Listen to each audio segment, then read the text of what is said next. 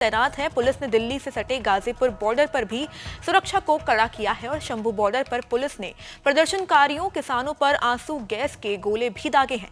पंजाब हरियाणा से किसान दिल्ली कूच कर रहे हैं। एमएसपी की डिमांड को लेकर किसानों का मार्च रुकने का नाम नहीं ले रहा है। अब किसान नेता सरवन सिंह पंधेर ने कहा है कि हमने सरकार से कहा कि आप हमें मार सकते हैं, लेकिन कृपया किसानों पर अत्याचार ना करें।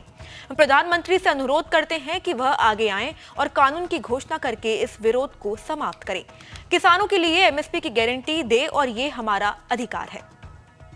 किसान मजदूर मोर्चा और एसकेएम गैर राजनीतिक का ये मोर्चा नामे दिन में दाखिल हो चुका है और हमने जो प्रधानमंत्री जी को अपील की थी, जो कोशिश की थी इस मोर्चे में शांति रहे और हमारे किसान मजदूर की जो सरकार है खून की प्यासी ना हो, हमें नहीं लगता हम उसमें सफल। हम तो कहते हैं सरकार से अगर हमें मारकर कुछ मिलना तो हमें मार लीजिए, लेकिन हमारे किसान और मजदूर के ऊपर जुल्म मत कीजिए।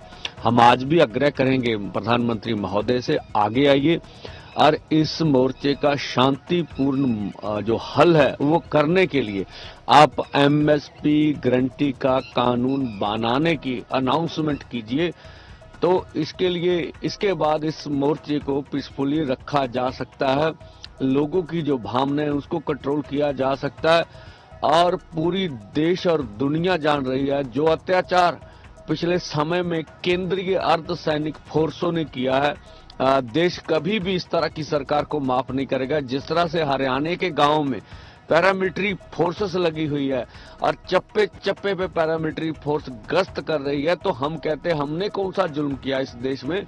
देश हमारे से बनता, हमने भी प्रधानमंत्री महोदय इस देश के नागरिक होने के नाते आपकी पार्टी को वोटें दी होंगी, आपको प्रधानमंत्री बनाया होगा और इस दिन की हमने कभी उम्मीद नहीं की थी कि हम हमारे ऊपर अब अर्धसैनिक फोर्स चढ़ाकर इस तरह से हमारे ऊपर जुल्म करेंगे। और हम कहते अगर आपको मांगे मानने में कोई समस्या आ रही है तो कृपया इस देश के संविधान की रक्षा कीजिए। आप संविधान के मुखिया हैं, हमें पीसफुली ढंग से दिल्ली जाने दीजिए और ये हमारा जन्मसिद्ध अधिकार है। अब देखना आने वाले समय में प्रधानमंत्री क्या सोचते हैं हमारे बारे में।